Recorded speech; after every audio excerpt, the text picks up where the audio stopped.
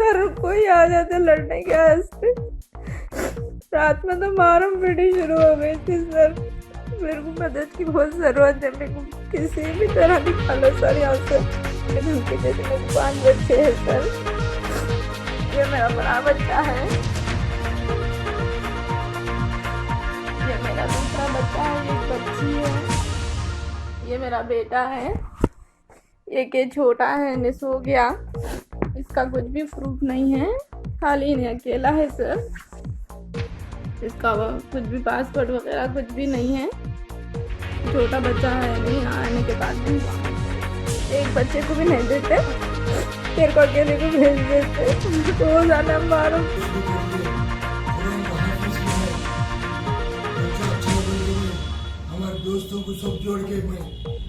assalaamu calaykum waraxmatullaahi wabarakaatu. kulanti wacan oo wanaagsan daawadayaal meel kastoo aad dunida ka joogtaan ku soo dhowaada barta facebookga iyo youtube-ka aan ku leenahay burhaan media tv, kuna soo dhowaada barnaamij gaar ah oo aan uga hadli doono qoys u dhashay dalka indiya oo dowladda federaalka indiya ka dalbaday in loo soo badbaadiyo gabar ay dhaleen oo ku dhibaatoonaysa soomaaliya gaar ahaan goldogob. qoys u dhashay dalka indiya oo ku nool magaalada Hyderabad ayaa qayladhaan u dirsaday dowladda federaalka indiya si loo badbaadiyo gabadhooda oo uu dhibaateynayo nin Soomaali ah oo ku qaba Soomaaliya sida ayaga ay sheegeen. sida uu sheegay Sheekh Haydar Cali oo dhalay Rohem, ninka qaba oo la yiraahdo Cumar Daahir Faarax ayaa muddo 10 sanadood ah waxa ay ku noolaayeen Hyderabad, waxa ayna u dhashay 4 caruur ah oo ay ilu gureen Soomaaliya. waxa uu sheegay in Cumar uu gabadhooda guursaday sanadkii 2018 mar uu waxbarasho u joogay dalka Indiya, isagoo Abriil 2017 u guuray Soomaaliya muddo 10 sanadood ah oo ay degnaayeen Hyderabad iyaga oo wata 4 caruur ah. kadibna waxay Soomaaliya ugu dhashay mid kale.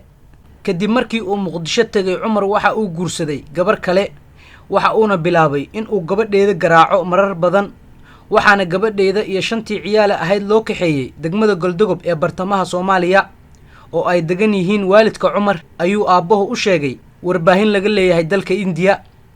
waxa uu sheegay in Cumar uu xaaskiisii labaad xamar la joogo, halka gabadheeda ay Goldogob ku silcayso iyadoo aan la siin bil ku filan, isla markaana ay ooynayso mar kasta oo ay soo wacdo, isaga oo dowladda Indiya ka codsaday in loo badbaadiyo gabadhiisa iyo carruurta ay dhashay. ayuu yiri sidaan. waxa uu sheegay in gabadhiisa ay la soo hadashay, waxa ayna u sheegtay in xitaa aysan haysan cunto iyo wax ku filan oo ayada iyo carruurteedana ay ku silcayaan degmada Goldogob. marar badan oo ay gabadheedu iga soo wacday muuqaal ahaan ayaa waxa aan arkayay uu yiri carruurta ay gabadha dhashay oo anigana aan awoowaha u ahay ayagoo silcayo. gabadheeda xilligan la joogo ma haysato hoy iyo wax ay cunto ayada iyo carruurta ay dhashay. dowladda federaalka Indiya waxaan ka codsanayaa in si degdeg ah gabadheeda la igu soo badbaadsho. muuqaal kooban oo barta Twitter-ka ku faafay ayaa waxaa lagu arkayay gabadha oo iska ooynaysa. hadalladeeda qaar ka mid ah oo aan turjunay ayaa waxa ay ahaayeen in gabadheeda aysan haysan cunto iyo hoy, waxa ayna sheegtay in ayada iyo carruurteedaba ay silacsan yihiin. muuqaalkan ayaa waxaa wareejinayo dad u dhashay dalka Indiya, kuwaas oo si kala duwan uga falcelinayo. dadka qaar ayaa sheegaya in Soomaaliya aysan ahayn meel ay nabadi ka jirto, halka kuwa ay sheegayaan in marka horeba ay ku qaldaneed in nin ajaanib ah ay guursato. Soomaali badan ayaa u joogta waxbarasho dalka Indiya, gaar ahaan magaalada Hyderabad. ilaa iyo hadda ma jiro wax wara oo ka soo baxay Cumar Daahir Faarax oo ah ninka qaba gabadhaas.